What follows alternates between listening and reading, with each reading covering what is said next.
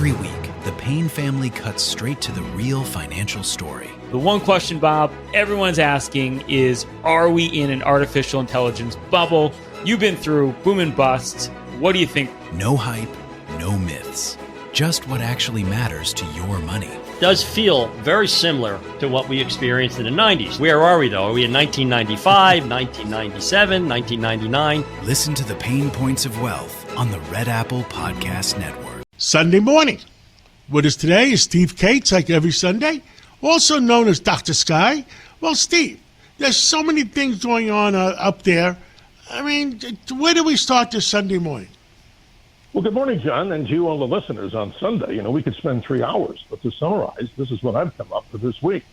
Many people may not realize it. Years ago, NASA set a record for an air-breathing vehicle. In other words, how can something go hypersonic in space or in the atmosphere? So we're talking about something under the power of what they call a scramjet engine. I'll define that in a minute. NASA's X-43A program, it's called the HyperX program, actually dropped this little craft from a B-52 bomber. And it went, get a load of this, John, Mach 9.6 as far as what is that in miles per hour. That's over 7,300 miles per hour. So, a scramjet. It fired for 10 seconds. And let's go back to the two types of engines that we have right now. A ramjet is subsonic. It flows supersonic air to subsonic speeds for combustion versus a scramjet, John, that keeps the air supersonic as it goes into the combustion chamber for greater speeds. This is great technology. So what does it translate to you and I and the world and everybody listening? One day, other than military vehicles and these hypersonic missiles, we may eventually have ability to transport ourselves around the world with such incredible speeds. I don't know if I'd like to be the first one on a Mach 9.6 aircraft or spacecraft, but the point is, John, it's amazing technology. These are the fastest air-breathing engines that we know of. That sounds phenomenal, but you know I must point out to you, and me and Greg Kelly talk about it all the time. 50 years ago it was the Concorde at Mach .204, and the fact is we did not come a long way in 50 years. Well, John, I'll tell you right now what China's doing. They're kind of leading the program to say and always be reporting the truth here. They're actually a little more advanced, some say, than America in the ability to have these engines or these craft that go what we call hypersonic speed. But in all due respect, this is kind of an amazing achievement because, John, this speed record was done not this year, but a number of years ago. And obviously, we're looking to push beyond Mach 10, and that would be just fantastic as we develop new engines for aircraft. And what about spacecraft, John? That's a whole nother subject for another time. Yes, and you know, our minds still expand. I'll tell you, I think I told you this before.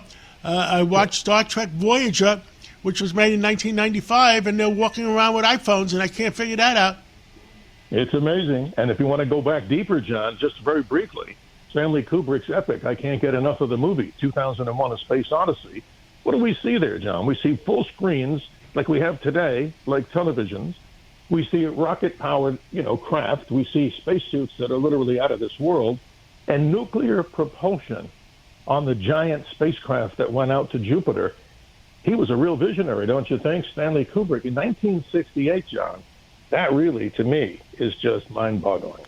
Amazing stuff. Amazing. Right. But we move on to the listen, at our age, we got to move on faster because of the fact that we got to get to Mars while we're still around. Well, we sure do, John, and that's a whole other story that hopefully you and I will have some updates as we move into 2026. But how about this one? We've heard about this medical emergency in space, and that I'm going to talk about in a moment as the mystery of the week, as we call it. But now, how about this? How do astronauts conduct chores in space? Bathing.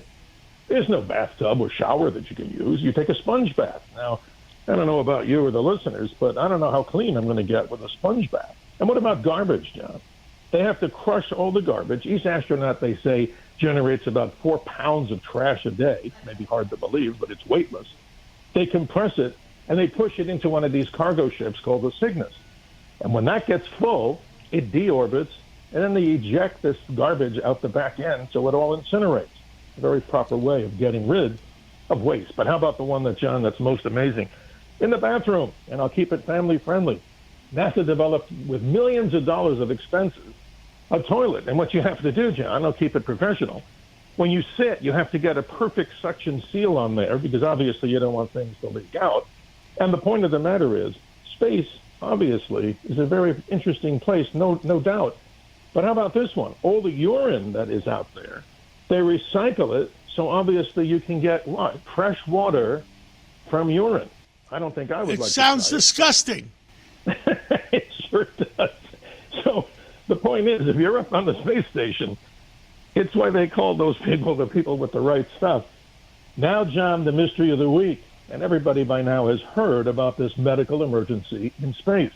Well, the Crew 11 that's up there, they got up to the space station, 4 astronauts, or I should say 3 astronauts and 1 cosmonaut, and 1 Japanese, scientist astronaut. Now, with unknown, we don't know who it is of the 4, but they're obviously expected to return to Earth, and due to medical privacy, we're not going to know exactly who is the individual, but safely, that is supposed to take place, of course. It's the first time in NASA's history that they've had to do this, but at least they have the capability. There's 7 attached craft, John, both Russian and United States, SpaceX attached there. So they're coming back on the Crew 11. That date, of course, is to be announced officially. But, John, in my opinion, this is interesting because we don't see this all too often. And here's something that Buzz Aldrin said. Space can be a very weird place.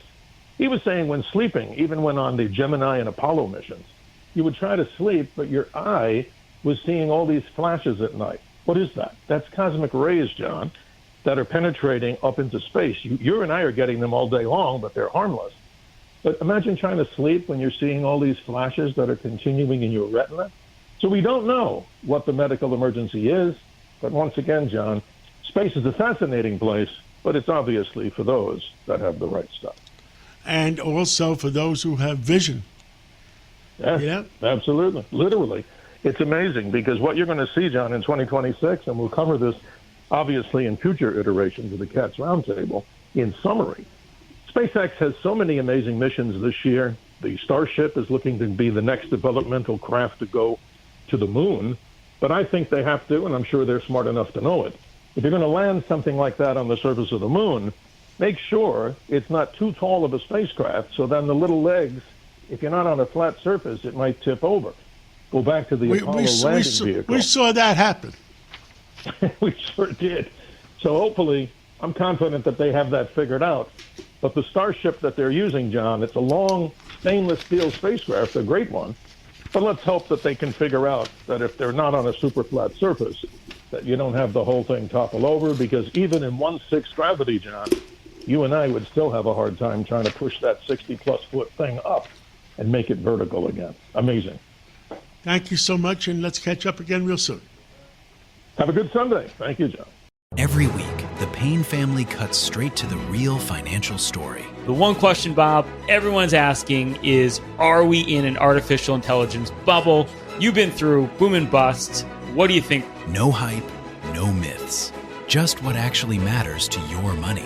Does feel very similar to what we experienced in the 90s. Where are we, though? Are we in 1995, 1997, 1999? Listen to the Pain Points of Wealth on the Red Apple Podcast Network.